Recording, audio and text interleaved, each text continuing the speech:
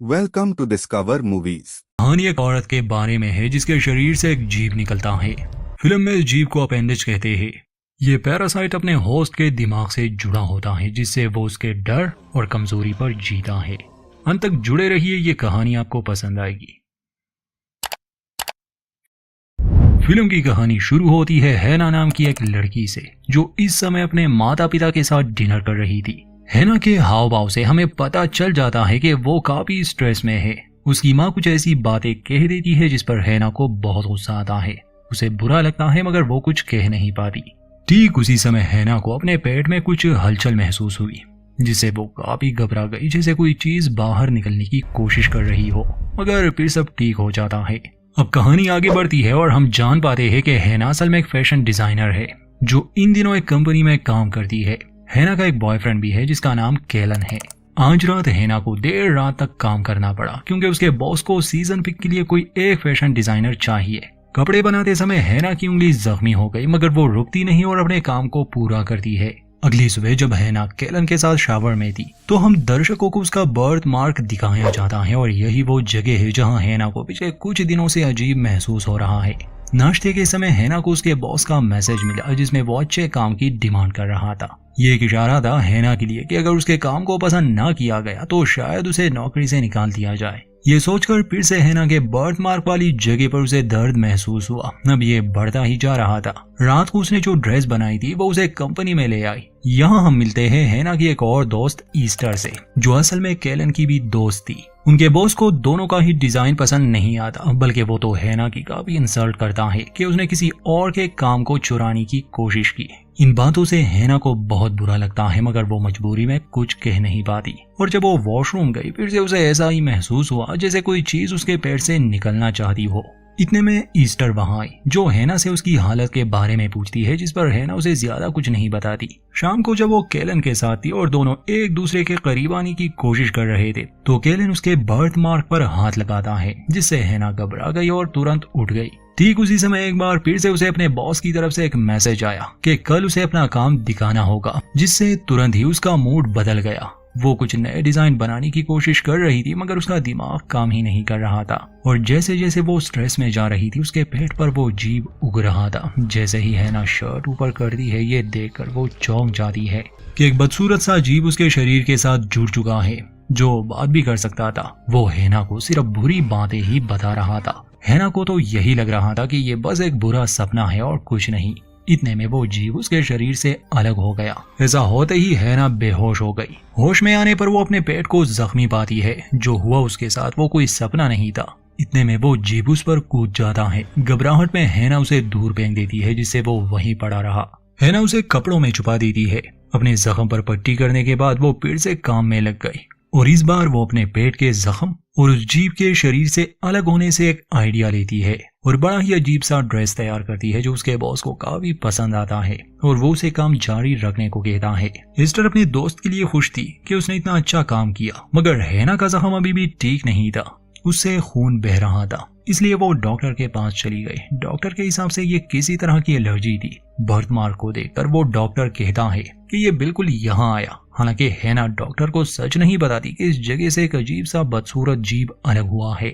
Doctor dual DNA की बात करती है। अक्सर जब माँ के पेट में ट्विंस होते हैं तो ये एक दूसरे के डीएनए को थोड़ा बहुत अब्सॉर्ब कर लेते हैं, मगर असलियत में इन बातों का उस जीव से कोई लेना देना नहीं था। शाम को वो ईस्टर के साथ थी जहां धीरे धीरे अब उसे शक होने लगा जैसे केलेनी उसके बॉयफ्रेंड का ईस्टर के साथ चक्कर चल रहा है। ये सोचकर वो तुरंत ही वहां से घर आती है और घर आते ही वो देखती है कि वो जीव अब बड़ा हो चुका है। उसके हाथ पैर भी उगना शुरू हो गए हैं। ये जीव मतलब अपेंडिज हैना के सामने अजीब अजीब सी बातें करने लगा जैसे कि केलन उससे प्यार नहीं करता, वो ईस्टर को पसंद करता है, हैना को कोई पसंद नहीं करता, वो अकेली मरेगी, इस तरह की बातें। और बातों बातों में ये चीज अपने अजीब आंखों से हैना को हिप्नोटाइज भी कर रहा था। मगर ठीक उसी समय हैना को अपनी माँ की तरफ से कॉल आई जिससे वो होश में आ गई और मौका मिलते ही उस अपेंडिज को अपने जूते से मार के बेहोश कर देती है।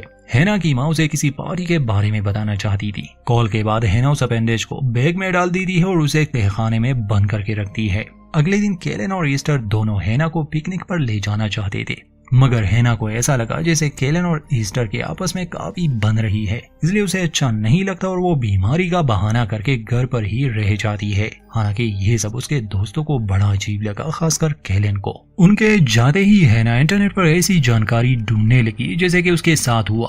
फिर उसे कुछ ऐसे लोगों का ग्रुप मिला जो यही दावा कर रहे थे कि वो भी इन्हीं हालात से गुजर रहे हैं या गुजर चुके हैं।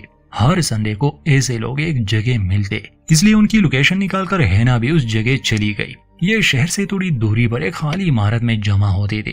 हैना वहाँ कुछ लोगों से मिली, उनके शरीर पर भी वैसे ही निशान थे, यानी बर्थ मार्क। फ्रेड नाम का एक आदमी जो इस ग्रुप का लीडर था, वो कहता है कि हम सभी के साथ ये हुआ है, यानी शरीर से उस जीव का निकलना। ये जानकर तो हैना को विश्वास नहीं हो रहा था कि ये सब सच है और उसके अलावा बाकी लोगों के साथ भी ये हो चुका है। उसका कहना था कि हमें हॉस्पिटल जाना होगा, हम एक साथ उन्हें ये बताएंगे तो उन्हें हम पर विश्वास भी होगा। मगर फ्रेड बताता है कि ये सही आइडिया नहीं, क्योंकि ये बहुत ही रेयर डिजीज है। हमारे कुछ साथियों ने ऐसा किया और अब उन पर प्रयोग हो रहे हैं। हम मिलकर इससे लड़ सकते हैं और हमने तरीका ढूंढ निकाला है। फ्रेड आगे बताता है कि ये अपेंडेज अपने होस्ट के कमजोरियों और उसके डर पर जीता है। इसे अपने होस्ट के बारे में सब पता होता है। इसके पास कुछ शक्तियां भी है, जैसे ये तुम्हें हिप्नोटाइज करके तुम्हारे दिमाग और शरीर को कमजोर कर देगा। हैना पूछती है कि इसे कैसे खत्म किया जाए, तो फ्रेड बताता है क्योंकि ये चीज हमारे ही शरीर का हिस्सा है, इसलिए अगर तुम इसे नुकसान पहुंचाओगी या मारोगी तो तुम पर भी असर होगा। फ्रेड के पास नशे के इंजेक्शंस थे,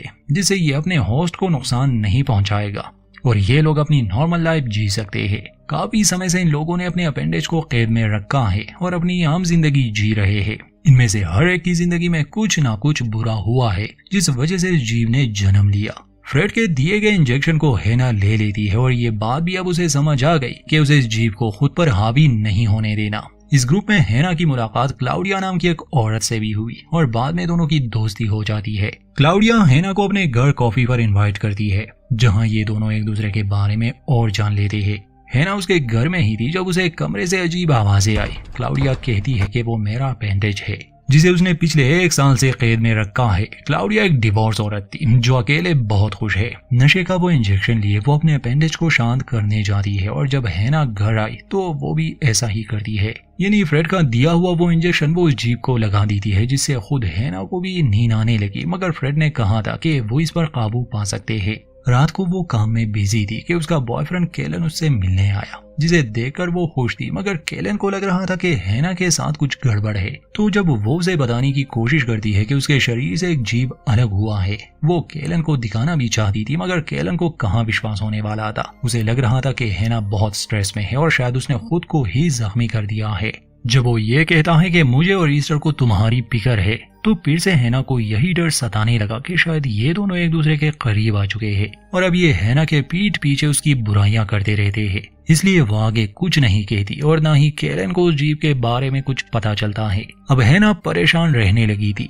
अगले दिन काम पर जब ईस्टर उसके पास आई तो हैना उस पर गुस्सा करती है। काम को लेकर फिक्र तो उसे थी ही, दूसरा उसका वो भयानक सीक्रेट भी अब उसे जीने नहीं दे रहा था और ऐसी बहुत सी बातें थी जिसे वो समझा नहीं पा रही थी, तो उसका स्ट्रेस बढ़ता जा रहा था। सिर्फ एक इंसान थी क्लाउडिया जो उसे समझती थी, उसे सुनती थी। तो एक रात वो उससे मिलने गई, दोनों की ढेर सारी बातें हुई। फिर क्लाउडिया अपना एक सीक्रेट रिवील करती है। वो बताती है कि उसका पति उसे धोखा दे रहा था और जल्द ही वो उसकी जिंदगी भी बर्बाद करके चला जाता, मगर उसने अपने अपेंडेज को कुछ समय के लिए खुद पर हावी होने दिया, जिससे सभी राज क्लाउडिया को मालूम हो गए और उसने तुरंत ही अपने पति से डिवोर्स ले लिया। वो हैना को समझाती है कि वो थोड़ा बहुत कंट्रोल अपने अपेंडेज को दे सकती है, जिससे उसे काफी मदद मिलेगी, मगर पूरी तरह वो उसे खुद पर हावी ना होने दे। हैना खुद भी इन हालात से तंग आ चुकी थी। वो क्लाउडिया को अपना एक राज बताती है कि जब वो हाई स्कूल में थी तब उसने अपनी जान लेने की कोशिश की थी, अपनी कार का एक्सीडेंट करवाया जिसमें वो बच गई, मगर अपनी माँ के नजरों में वो हमेशा के लिए गिर गई,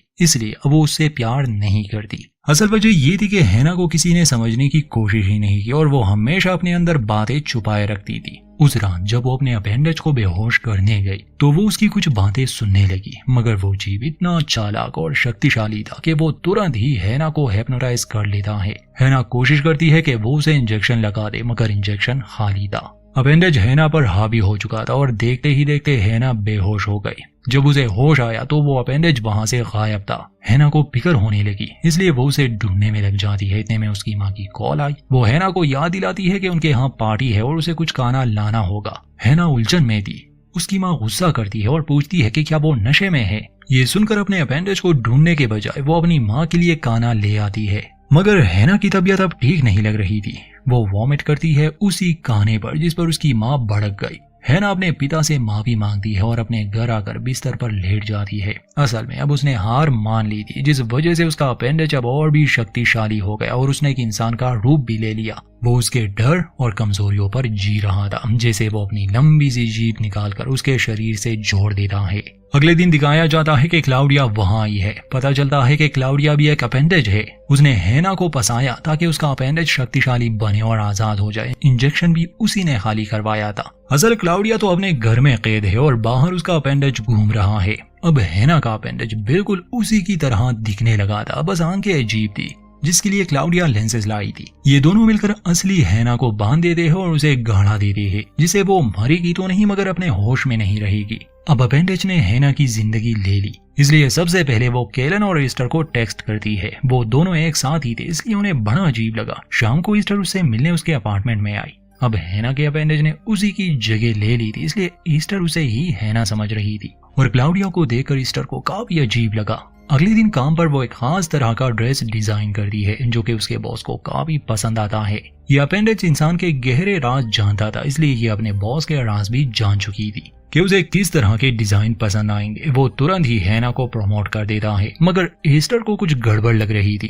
काम के बाद हैना और क्लाउडिया उसी इमारत में जाते हैं जहां इन जैसे लोगों का एक ग्रुप था और पता चलता है कि असल में वहां मौजूद वो सभी लोग असली इंसान नहीं थे, बल्कि उनके अपेंडेज थे। उन्होंने हैना को मजबूर किया अपने अपेंडेज को आजाद करने के लिए। ब्रेड पिछले कुछ महीनों से ये समझने की कोशिश कर रहा है कि अपने होस्ट के अलावा वो किसी आम इंसान के डर पर जिंदा रह सकते हैं या नहीं।